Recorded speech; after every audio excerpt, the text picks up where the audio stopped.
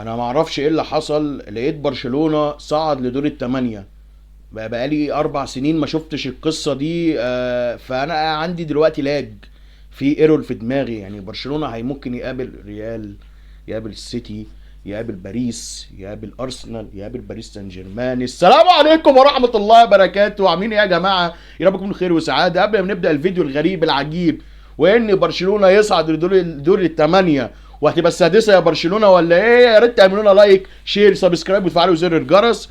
برشلونه يتأهل لدور الثمانية بعد 4 سنين عجاف، في منهم فضيحه بتاعت البايرن، وفي منهم مرتين خروج من المجموعات، والمره الاخيره مش فاكر والله هي كانت ايه. برشلونه يفوز على نابولي 3-1. برشلونه كسب الماتش في نص ساعه فقط. نتكلم بقى فني شويه. برشلونه اول ربع ساعه دخل الماتش سخن، يعني فضى كل حاجه عنده. جبنا جولين عن طريق اول واحد فيرمان لوبيز، قبلها كان ضيع فرصه من كوبارسو. يا جدعان الواد ده حكايه، حكايه كوبارسو طبعا، غير طبعا الجميل يميل يمان. خش يا باشا سريعا سريعا يا باشا. برشلونه جيب الهدف الاول عن طريق فيرمان لوبيز. يا جدعان الكره تيجي لعم محمود رافينيا، تيجي لفيرمان لوبيز يجيب جول. قبلها ضيع كرة جميلة جدا من كوبارسو، يديها لونج باص لفيرمان لوبيز يحطها وحشة قوي. فيرمان لوبيز عنده مشكلة اصلا في الفينش، ولكن يعني جاب جول النهارده، كان مجتهد كويس جدا. برشلونة اول ربع ساعة تيكي تاكا وضغط عالي جدا. برشلونه بعدها ما سكتش، جاب الجول الثاني عن طريق كانسيلو. عن طريق برضو ان كرة تيجي لرافينيا، محمود رافينيا يلم الواد ويجيبها بشمال، يجيبها بيمين، وتيجي في العارضه تيجي لجوا كانسيلو يجيب الجول 2-0. عايز اقول لك انا امبارح كنت في حلم برشلونه يجيب جولين، يجيب جولين في ربع ساعه، دي انا ما شفتهاش. انا بقول لك بقالي كتير، وكان ما حصلتش اصلا بقالها زمن ان برشلونه يجيب جولين لقوا سريعا. وجون بتاع جوا وكانسيلو بعيدا ان هو فيه توفيق طبعا، بعد ما جاب الجون عمل كده وعمل كده. انا ما فهمتش، هو اكيد في ايرور عنده زي ما انا كان عندي ايرور. بس بيني وبينك انا بعد ما جاب الجول فاهم انا قلت فيه ايه، وعمل احتفال ففي حاجه غلط. بعد كده انا لما جبنا الجولين بيني وبينك فرحت، ولكن كنت عارف ان برشلونه برضو مش هيأديك ال 90 دقيقه كده. ما خيبش ظني، بعديها نص ساعة نابولي مسك كورة عليك.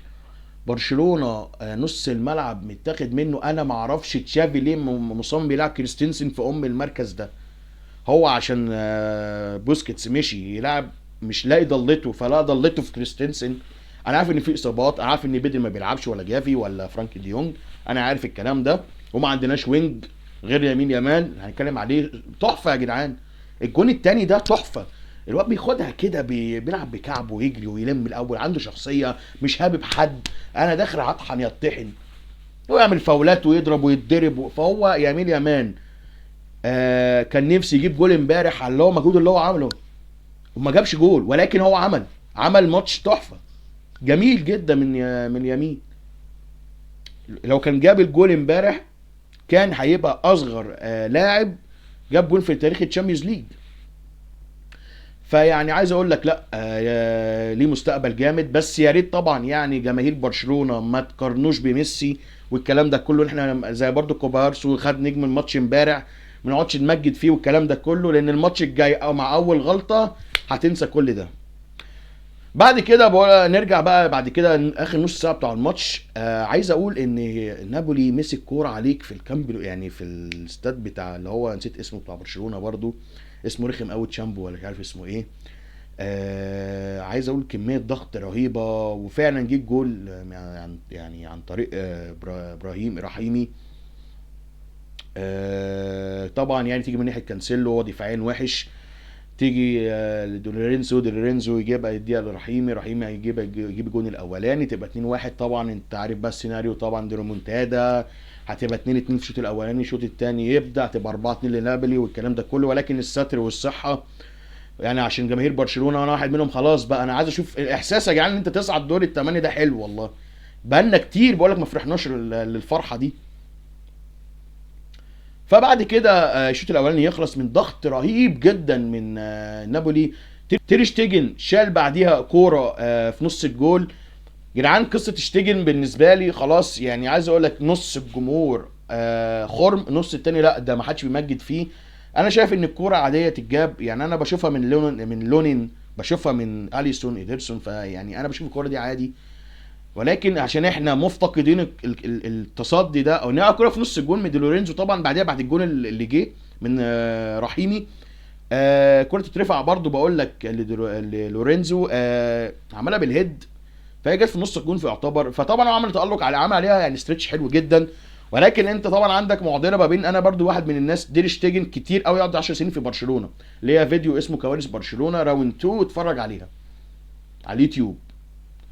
فانا بقول لك الناس منقسمه ما بين تير شتيجن اللي هو عمل ماتش امبارح كويس، ما هو ما جابش على غير الكوره دي اصلا، وفي كذا كوره طبعا بيعمل فيها فوتوجرافر يا جدعان برضو في الشوط الثاني برضو كانت بتيجي جنب العارضه. فبقى عايز اقول لك يعني هو مجملا ماشي قشطه كويس، برشلونه كسب فالمكسب بيغطي يعني. الشوط الثاني يبدا يا معلم برضو ضغط رهيب شنيع فضيه فاهم، صواريخ من نابولي. حسيت ان برشلونه خلاص انهار بدنيا، برشلونه بيلعب حوالي نص ساعه بيقسمهم ربع وربع، برشلونه فاتح زي ما اقول لك حجز والله نص ساعه، بس هو مقسمهم ربع وربع. وعايز اقول لك ان نص الملعب بتاع برشلونه جندوجان حرفيا كان بيلعب لوحده، وعندك كريستنسن اللهم يعني اعوذ بالله، لو كان لاعب كوبارسو يا جدعان مكان كريستنسن والله هتبقى احسن، لان كوبارسو بيلعب برجله الاثنين، كوبارسو عنده كوره، كوبارسو امبارح على الاقل خلى اوسيمين ما يلعبش كتير، يعني يعتبر ركب اوسيمين شويه، طبعا مش كل الماتش، ولكن يعني كوبارسو بالنسبه عنده على 17 سنه لا ده كويس قوي، وعمل لونج باص امبارح فهو خد نجم الماتش. فاللمسيه فيها لعيبه كتير جدا، فيها لعيبه يعني احسن ناشئين في العالم لمسيه. زي ما بقول لك الشوط الثاني لحد يا باشا هم ماسكين لحد الدقيقه 70، برشلونه افتكر افتكر ان في ماتش ممكن يتاخد منه كالعاده يعني. برشلونه بدا بقى بعد كده نزل لك روميرو، المعلم روميرو شنو نونو ده، ونزل سيرجيو روبرتو اللي انا بكرهه اصلا في يعني اكتر لعيب بكرهه في حياتي.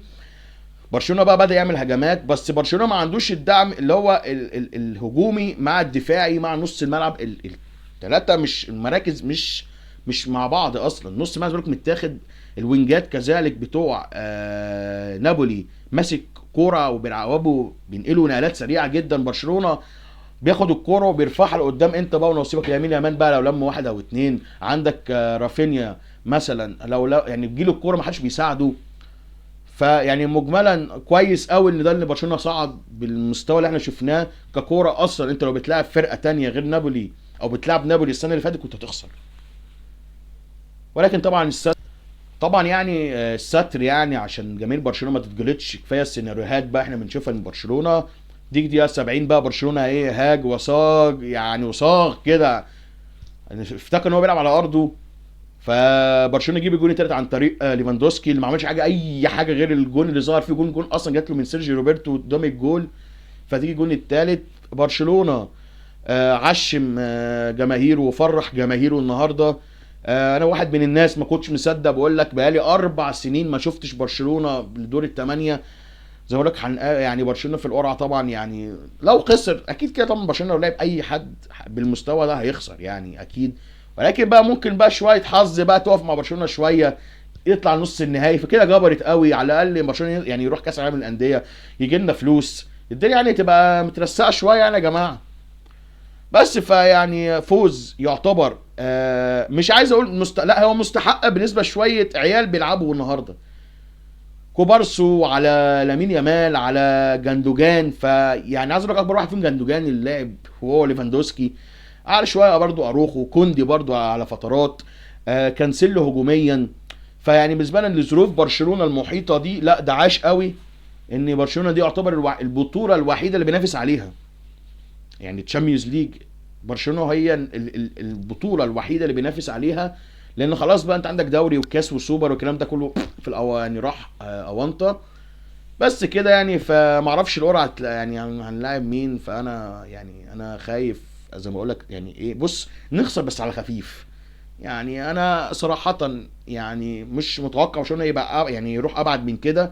حلو قوي على برشلونه كده، حلو على النادي ده كده، السنه الجايه بقى فليك يجي بقى ما فليكاش يجي، يعني دي تبقى تظبط شويه، وتبقى برضو شويه ديون تخف على النادي، والرفعات اللي بيعملها محمود لابورتا، فكويس قوي كده. بس كده في نهايه الحلقه، لو كملتوا لاخر الحلقه يعني تعملوا لايك شير سبسكرايب وتفعلوا زر الجرس. سلام عليكم.